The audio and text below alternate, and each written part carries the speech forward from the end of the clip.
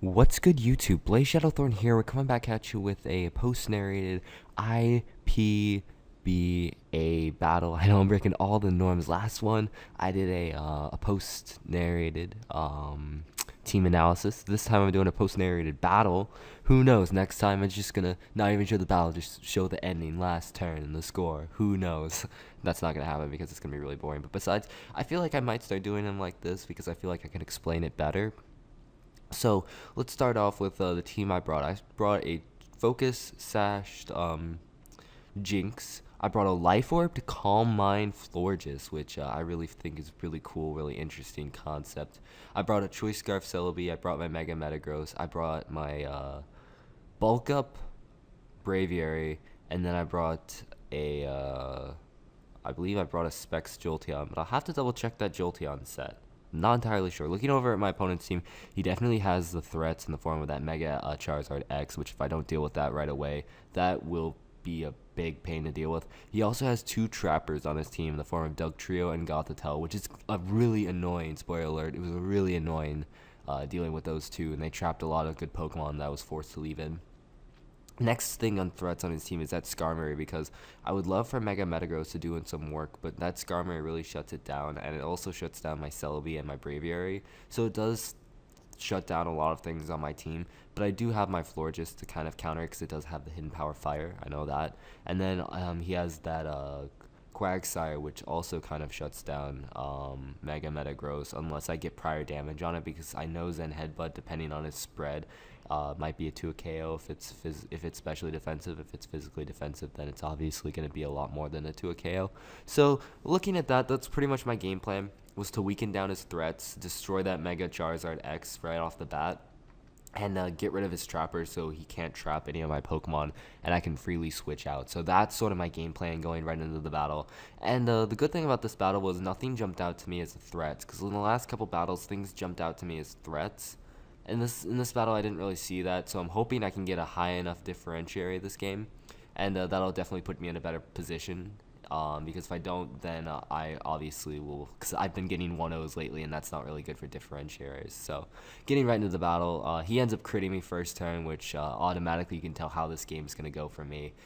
He does opt to switch out, which I found was kind of interesting, that he would switch out there rather than kill off my Rave right there, which he could have done because Ice Beam would not have been able to knock him out there, but I guess he wanted to keep it as a high round of HP.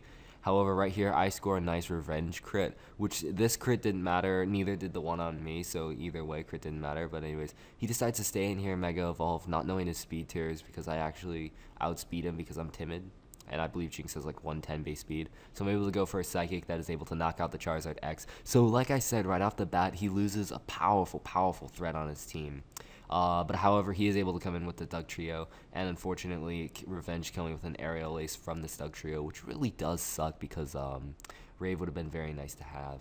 So I'm going to make a risky play, go out into Braviary, because I really didn't feel like he'd pack Stone Edge, I guess. I really didn't think he would have Stone Edge. And I want to go see what type of moveset he did, but he switches out, which I'm like, alright, that's fine. So I'm going to go for a Bulk Up. This brings in this Skarmory. I'm going to go for a Rock Slide. Just want to gauge and see how much damage it does at +1. That does absolutely nothing as he reveals Toxic Skarmory, which I found was very strange.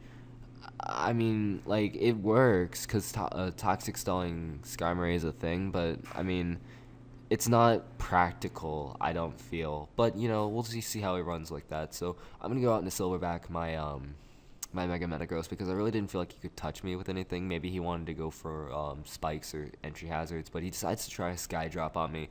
I'm too heavy, so that's definitely a good play for me. Either an Iron Head or a Brave Bird wouldn't have done much to begin with either way. So I'm going to Mega Evolve right here, go out into Mega Metagross, because Mega Metagross, like I said before, reason I drafted it, huge threat. I'm going to go for that Zen Headbutt, and I miss, because you can already tell it's that kind of game for me. So I still don't know if this Quagsire is physically or specially defensive. I'm going to assume it's specially defensive just because he has a Skarmory, but I don't know. Maybe he wants to run 2 physically defensive Pokemon.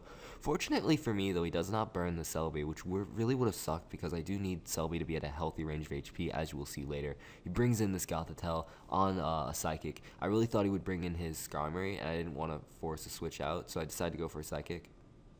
I'm really hoping at the range of HP that it's at another cyclical kill. I really do feel like it would have killed if I got a high enough roll. Unfortunately for me, I did not. He's able to go for a Shadow Ball, and the burn pays, not getting a burn there, because if I would have gotten a burn, I would have died right here. No question about it. I would have died if I would have gotten burned. So that burn definitely helped me, but I missed a Zen Headbutt, so it makes up for it just about. So able to kill off that got the tell, which is great.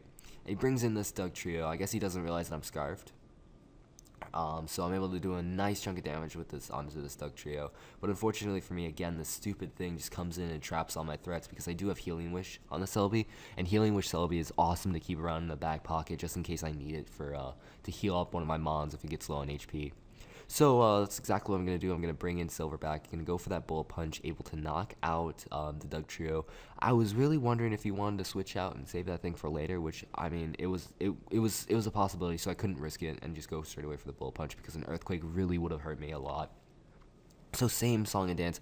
I lost my main check in the form of Celebi, so I go on to the second best thing, which is Ring Around the Rosie, my Florges. Gonna go for the Scald. Again, he doesn't get a burn, which is very beneficial for me, but he's forced out. He's going to go out into Toxicroak, because I'm going to set up a Calm Mind. Wasn't entirely sure if he wanted to go out into Toxicroak or his Skarmory. Either one was a possibility.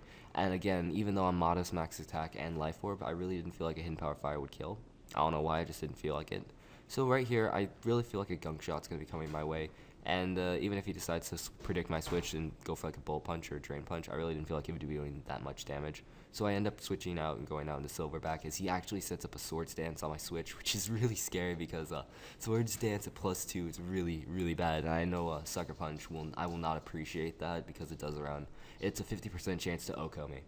So fortunately for me, I get my plays right. I know I outspeed him, so I'm able to go for the Bullet Punch, fake him out, psych him out, and then finish him off with his Zen Headbutt. If he would have just double Sucker Punch there, he would have had a 50% chance to OHKO me. So, I'm not saying it's game-changing, but I would not have been able to knock him out with another Bullet Punch, so it was a good play. So able to, once again, he brings in this thing, and I don't want to stay in here. I don't want to risk losing my Mega Metagross this early in the game. So once again, I go out fairly safe into Ring Around the Rosie, and just set up a Calm Mind, because Calm Mind is, at this point in time, Calm Mind is what I can do. So I want to make sure if he switches out, I want to be at +1, because +1 will assure the KO, or at least I feel it'll assure the KO, as he ends up missing Toxic, which absolutely does not matter in this scenario, because as you see here, I'm able to Giga Drain up, restore all my HP, get a crit. Crit didn't matter because it was a 4-time super effective hit, and it was Life Orbed as well. So let's say he landed the Toxic, it wouldn't have changed the outcome of this battle whatsoever. But I guess it sort of leveled out Hacks all in the end, as he's going to bring out the Skarmory, his last Mon, able to go for the Hidden Power Fire, and that will leave me with the nice and powerful 4-0 victory in my favor, which definitely will help my differentiary moving into Week 4. So that's going to be it for Week 3, I believe. So moving up 3-0 with now a 6 differentiary. I don't know, so 1 from game 1, 1 from game 2, and then 4 from game 3. So that's going to be that. Thank you all for watching, and I will see you all in the next battle. Bye.